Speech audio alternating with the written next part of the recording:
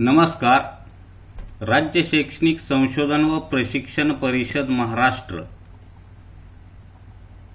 अंतर्गत जो आपणाला सेतू अभ्यासक्रम ब्रिज कोर्स देण्यात आलेला आहे त्याचा आज 22वा दिवस आहे आणि इयत्ता 9वी साठी जो घटक देण्यात आलेला आहे तो आहे नित्य समानता. यापूर्वीच्या कालच्या व्हिडिओमध्ये आपण दोन नित्य समानतेवर चर्चा केलेली आहे आणि उर्वरित नित्य समानतेवर आजच्या व्हिडिओमध्ये आपण चर्चा करणार आहोत. तर पहा, आपल्याला तिसरी नित्य समानता देण्यात आलेली आहे. ए वर्ग उणे बी वर्गचा विस्तार. आपल्याला सूत्र माहित आहे की ए वर्ग उणे बी वर्ग बरोबर आपण एका कंसामध्ये ए उणे बी आणि दुसऱ्या कंसामध्ये ए अधिक बी लिहितो.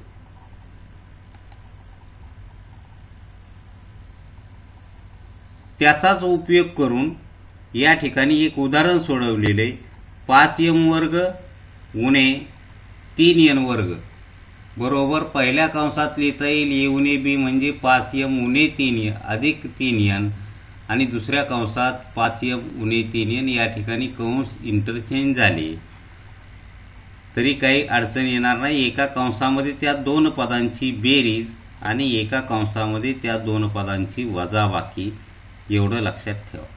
आता या उदाहरणामध्ये चूक केव्हा होते विद्यार्थ्यांची? समजा हेच उदाहरण तुम्हाला असं दिलेलं आहे 25m चा वर्ग 25m वर्ग कंस केलेला नाही उणे 9n चा वर्ग याचा विस्तार करा. आणि अशा वेळी तुम्हाला काय करावं लागतं? एक लक्षात ठेवा की बऱ्याच वेळा विद्यार्थ्यांच्या चुका या ठिकाणीच होतात की मग एका कंसामध्ये विद्यार्थी 25m अधिक 9n लिहितो आणि दुसऱ्या कंसामध्ये 25m उणे 9n लिहितो. परंतु या उदाहरणाचं रूपांतर तुम्हाला या पद्धतीनं करावं लागेल सुरुवातीला, कारण पहिल्या पदाचा वर्ग म्हणजे 25m वर्ग हा कशाचा वर्ग आहे तर 5m चा वर्ग आहे. काय प्रत्येक वेळीच आपल्याला या पद्धतीनं उदाहरण दिलेलं असेल किंवा सरळ सरळ उदाहरण दिलेलं असेल असं म्हणता येत नाही. आणि त्याच पद्धतीनं आपणाला 9n च्या वर्गाला सुरुवातीला असं लिहून घ्यावं लागेल 3n कंसाचा वर्ग. आणि सरावानं आपण हे न लिहिताही आपण याचा विस्तार लिहू शकतो. या ठिकाणी होणारी चूक काय आहे हे लक्षात ठेवा, कारण विस्तार सूत्र आहे पहिल्या पदाचा वर्ग उणे दुसऱ्या पदाचा वर्ग म्हणल्यानंतर एका कंसामध्ये त्या दोघांची बेरीज आणि एका कंसामध्ये त्या दोघांची वजाबाकी. परंतु जेव्हा उदाहरण आपल्याला अशा पद्धतीनं दिलं जातं की 25m वर्ग, या ठिकाणी तुमच्या लक्षात येणं गरजेचं आहे की पहिलं पद कशाचा वर्ग आहे. 25m वर्गचं वर्गमूळ जर आपण काढलं तर ते 5m मिळतं, म्हणजे पहिलं पद हे 5m चा वर्ग आहे आणि दुसरं पद हे 3n चा वर्ग आहे. आणि हे गृहीत धरून एका कंसामध्ये 5m अधिक 3n आणि दुसऱ्या कंसामध्ये 5m उणे 3n लिहावे. ठीक आहे. आता त्यानंतर आपणाला पुढची नित्य समानता देण्यात आलेली ए अधिक बी अधिक सी कंसाचा वर्गचा विस्तार. आता पहा, तुम्ही यापूर्वीच्या व्हिडिओमध्ये पाहिले की ए अधिक बी कंसाच्या वर्गाचा विस्तार कसा करावा.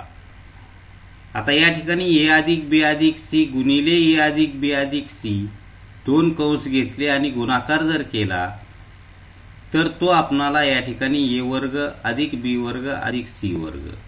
आता या ठिकाणी पहा, अक्षर थोडं व्यवस्थित येत नाही, तुम्ही समजून घ्या या ठिकाणी की मी काय करायलो. ए अधिक बी अधिक सी कंसाच्या वर्गाला पहिल्या कंसात ए अधिक बी अधिक सी आणि त्याच पद्धतीनं दुसरा कंस लिहिला, कंसाचा वर्ग आहे म्हणजे कंस आपण 2 वेळा गुणाकारात घेऊ शकतो. ए अधिक बी अधिक सी. ठीक आहे. आता या 2 कंसाचा गुणाकार कसा करावा याचा मी यापूर्वी उल्लेख केलेला होता. याच्यावर एक स्वतंत्र व्हिडिओ माझ्या यूट्यूब चॅनलला आहेत, ते तुम्ही पाहू शकता. आता पहा, येणं जर येला आपण गुणलं, या पहिल्या कंसातल्या प्रत्येक पदानं दुसऱ्या कंसाला गुणून घ्या. येणं येला गुणलं ए वर्ग मिळेल, येने बीला गुणले ए बी मिळेल, येने सीला गुणलं ए सी मिळेल. ठीक आहे. त्यानंतर येणं दुसऱ्या कंसाला गुणल्यानंतर पुन्हा दुसऱ्या वेळा काय करा, बीने प्रत्येकाला गुणा बी ए म्हणजे पुन्हा ए बी मिळेल तुम्हाला. बी ए म्हणजे काय मिळेल, ए बी मिळेल. या ठिकाणी थोडी त्या PDF मध्ये चूक झालेली आहे, हे लक्षात ठेवा. त्यानंतर बीचा वर्ग मिळेल, या ठिकाणी बीचा वर्ग आणि बी गुणिले सी बी सी मिळेल. ठीक आहे. त्यानंतर सी ने गुणा, सी गुणिले ए. आता सी न प्रत्येकाला गुणायचे, सी गुणिले ए सी मिळेल. त्यानंतर सी गुणिले बी सी बी मिळेल म्हणजे बी सी मिळेल आणि सी गुणिले सी सीचा वर्ग मिळेल. ठीक आहे. या ठिकाणी PDF मध्ये काय चूक झाली, तर या ठिकाणी आपणाला हा जो भाग देण्यात आलेला आहे की हा ए बी 2च वेळा येतो, 3 वेळा येत नसतो. प्रत्यक्ष गुणाकार करून पाहिला तर बी सी सुद्धा 2च वेळा येईल, हे त्या ठिकाणी पद नको आहेत. आणि हा ए सी सुद्धा 2च वेळा येईल, हा ए सी त्या ठिकाणी नको आहे. आणि या सर्व पदांचा गुणाकार ए वर्ग मिळाले, बी वर्ग सी वर्ग अधिक ए बी 2 वेळा मिळालं, अधिक 2 ए बी अधिक 2 बी सी अधिक 2 ए सी. तर ए अधिक बी अधिक सी कंसाचा वर्ग याचा विस्तार काय असेल, ए वर्ग अधिक बी वर्ग अधिक सी वर्ग अधिक 2 ए बी अधिक 2 बी सी अधिक 2 ए सी. हे लक्षात ठेवा, कारण या ठिकाणी जी काय आपल्याला PDF देण्यात आलेली आहे त्याच्यामध्ये थोडी या ठिकाणी प्रिंटिंगमध्ये चूक आहे, हे आपण लक्षात घ्या. आता त्यानंतर त्याचाच आधार घेऊन या ठिकाणी पुढे एक उदाहरण दिले, पी अधिक क्यू अधिक 3 कंसाचा वर्ग. या सूत्राचा वापर करून ए म्हणजे पहिले पद, बी म्हणजे दुसरे पद, सी म्हणजे तिसरे पद. पहिल्या पदाचा वर्ग ए वर्ग म्हणजे पीचा वर्ग अधिक बी वर्ग म्हणजे क्यूचा वर्ग, सी वर्ग म्हणजे या ठिकाणी 3चा वर्ग. डायरेक्टली आपण 9 लिहू शकतो. अधिक 2 P Q 2 A B 2 P Q अधिक 2 बी सी, बी सी म्हणजे क्यू गुणिले 3, 2 बी बी म्हणजे क्यू, सी म्हणजे 3, 3 दोन्ही 6 क्यू लिहिता येईल. अधिक 2 ए सी, 2 ए सी म्हणजे 3 दोन्ही 6, 6 पी लिहिता येईल. तर अशा पद्धतीनं थोडा आपण सराव केल्यानंतर या नित्य समानतेमध्येही आपणाला काहीही अडचण राहणार नाही, हे लक्षात ठेवा. सर्व ज्या काही नित्य समानता आहेत ह्या आपण व्यवस्थित अभ्यासा आणि त्याचा सराव करा, कारण गणितामध्ये एकच तंत्र आहे. तुमच्या सरावावर तुमचं गणित कसं आहे हे लक्षात येतं किंवा तुमची सुधारणा सरावाशिवाय होणार नाही. म्हणून प्रत्येक नित्य समानतेचा वापर करून आपण अनेक उदाहरणांचा सराव या ठिकाणी अपेक्षित आहे. आता त्यानंतर पुढचा भाग देण्यात आलेला आहे की वर्ग त्रिपदीचे अवयव. खरं तर या ठिकाणी आपण विस्तार आणि अवयव या परस्परांच्या उलट क्रिया आहेत. आता या ठिकाणी ए अधिक बी आणि ए अधिक ए आणि एक्स अधिक ए आणि एक्स अधिक बी या दोन कंसाचा गुणाकार या ठिकाणी देण्यात आलेला आहे। मी या पूर्वी सांगितल्याप्रमाणे एक्स ला गुणा एक्स वर्ग, एक्स ने बी ला गुणा एक्स बी मिळतील। आता या ठिकाणी काय केलेलं, एक्स न या कंसाला गुणलेले दुसऱ्या कंसाला, त्यानंतर ए नही गुणलेले, किंवा या ठिकाणी क्रम कसा का आपल्याला क्रम जो दिलेला आहे तो कसा दिलाय हे महत्वाचं नाही, त्यांनी गुणाकार कसा केलाय, फक्त आपण आपल्या पद्धती डेव्हलप करण्याचा प्रयत्न करा की एक्स ने एक्स ला गुणलं एक्स वर्ग मिळतील, एक्स ने बी ला गुणलं बी एक्स मिळतील, ए न एक्स ला गुणलं पहिल्या पदानं आपण दोन्ही पदाला गुणून घेतले, पहिल्या कंसातल्या प्रत्येक पदाने दुसऱ्या कंसातल्या प्रत्येक पदाला गुणा, या ठिकाणी ए एक्स मिळतील आणि ए न बी ला गुणल्यानंतर ए बी मिळतील। आणि त्यासाठी सूत्र तयार केले, एक्स वर्ग अधिक ए अधिक बी गुणिले एक्स अधिक ए बी। परंतु एक लक्षात ठेवा की मी सांगतो त्या पद्धतीनं गुणाकार करा। या ठिकाणी पहिल्या कंसातल्या प्रत्येक पदाने दुसऱ्या कंसातल्या प्रत्येक पदाला गुणत चला, काही अडचण येणार नाही, कारण हे सूत्र प्रत्येक उदाहरणासाठी वापरता येईल असे म्हणता येत नाही। कारण या ठिकाणी एक्स आणि एक्सचा सहगुणक एक पेक्षा जर आपण मोठा घेतला तर हे सूत्र वापरण्यासाठी आपल्याला अडचण निर्माण होऊ शकते। त्यामुळं आपण प्रत्येक वेळी सूत्र वापरावं असं काही बंधनकारक नसतं। आपली जी काही मूळ संकल्पना आहे किंवा त्या उदाहरणासाठी मूळ पद्धती आहे, आपण काय करतोय, दोन कंसाचा गुणाकार कसा करतोय हे आपल्याला लक्षात आलेलं असेल तर आपण हे सूत्र वगैरे पाठ करत बसण्याची काहीही आवश्यकता नाही। सरळ सरळ आपण गुणाकार कोणत्या पद्धतीने केला जातो हे लक्षात ठेवा। पहिल्या कंसातल्या प्रत्येक पदाने दुसऱ्या कंसातल्या प्रत्येक पदाला गुणून घ्या आणि या ठिकाणी जी काही स्वरूप पदे येतील गुणाकारामध्ये त्या स्वरूप पदांची फक्त बेरीज असेल बेरीज, वजाबाकी असेल वजाबाकी करून घ्या आणि गुणाकारल्या। विस्तार म्हणजे गुणाकारच असतो, दुसरं काहीही नसतं। आणि या विस्ताराच्या उलट या ठिकाणी अवयव असतो। आता या ठिकाणी एक उदाहरण दिले, अवयव पाडा, एक्स वर्ग अधिक 5x अधिक 6। आता या उदाहरणामध्ये आपण मधल्या पदाची फोड करतो आणि मधल्या पदाचा सहगुणक 5 आहे आणि शेवटचं पद 6 आहे, तर आपण या ठिकाणी अशा दोन संख्या निवडत असतो की ज्या दोघांची बेरीज 5 आहे आणि गुणाकार 6 आहे। मग अशा संख्या कोणत्या, गुणाकार 6 असावा, तुमचा मल्टिप्लिकेशन गुणाकार किती असावा 6 आणि बेरीज किती असावी 5, त्याची ॲडिशन 5 असावी। मग असे दोन अवयव कोणते, तर 3 आणि 2, 3 दोन्ही 6, गुणाकार 3 आणि 2चा काय येतो 5 येतो आणि 6 येतो आणि बेरीज किती येते 5।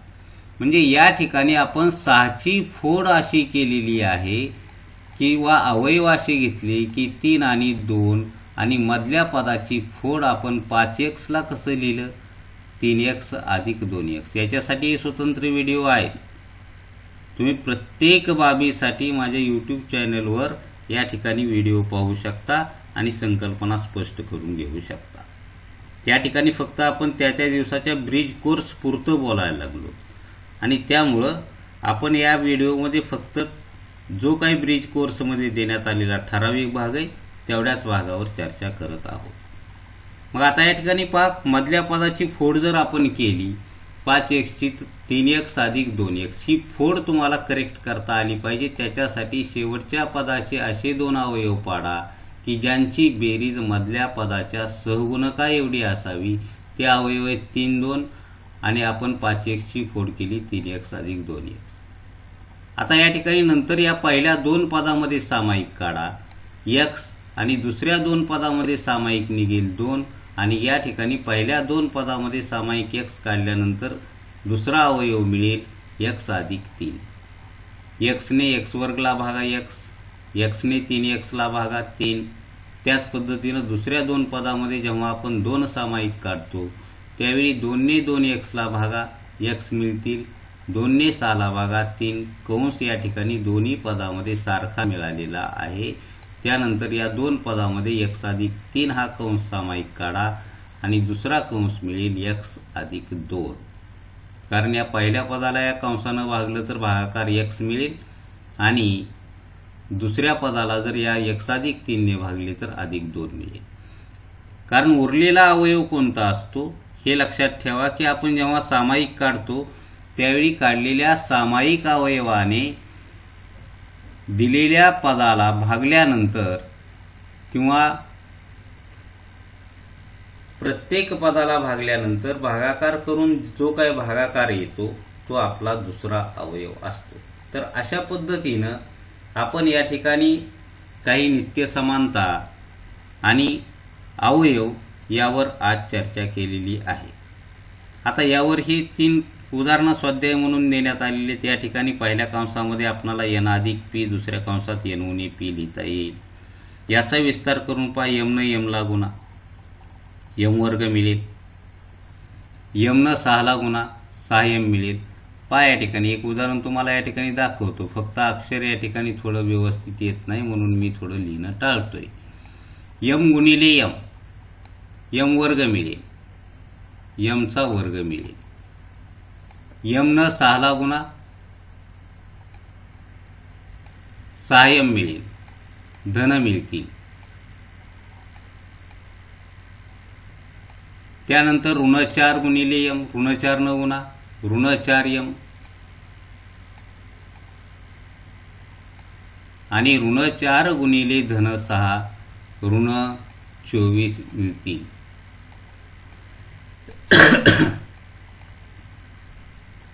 आणि या ठिकाणी 2 स्वरूप पदे आलेली आहेत 6m उणे 4n. तर या ठिकाणी त्या स्वरूप पदाची बेरीज होईल. m² जशाच तसे लिहू 6 उणे 4 म्हणजे +2m उणे 24 हा आपला काय असेल विस्तार असेल.